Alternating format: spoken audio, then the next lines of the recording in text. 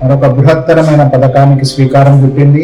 రాష్ట్రంలో 1,06,00,000 smart ration కార్డులను ప్రవేశపెట్టడం మరియు అది రేపటి నుంచే సంగారెడ్డిలో రాష్ట్ర ముఖ్యమంత్రి వర్యులు రేవంత్ రెడ్డి గారి చేతుల మీదుగా పంపిణీ కార్యక్రమం మొదలవుతుంది. ఈ రాష్ట్రంలో 3,42,00,000 మందికి దాదాపుగా అది లబ్ధి చేకూర్చనుంది.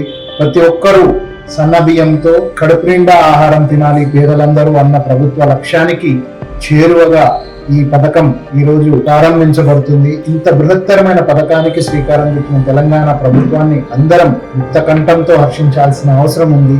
ఎందుకంటే గత ప్రభుత్వాలు ఎప్పుడు కూడా పేదలను పట్టించుకున్న పాపాన పోలేదు. ఒక్క రేషన్ కార్డు కూడా వాళ్ళ ప్రభుత్వ హయాంలో ఇచ్చిన దాఖలాలు లేవు. ఇప్పుడు రేషన్ కార్డులు ఇవ్వడమే కాదు, సన్న బియ్యం కూడా ప్రభుత్వం ఉచితంగా అందజేస్తూ పేదలకు కడుపు నిండుతుంది.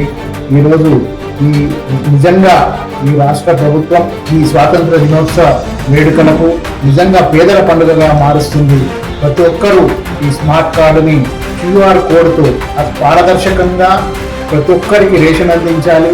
అసలు బోగస్ కార్డులను కూడా ఈ సమయంలో ఏరివేతకు గురి చేయాలన్న ఒక మంచి సంకల్పంతో ఈరోజు ప్రజాప్రభుత్వం తీసుకున్న ఈ నిర్ణయాన్ని అందరూ హర్షించాలని, ప్రతి ఒక్కరూ ఇందులో భాగస్థులు అవ్వాలని మనస్ఫూర్తిగా కోరుకుంటున్నాను. జై హింద్, జై కాంగ్రెస్.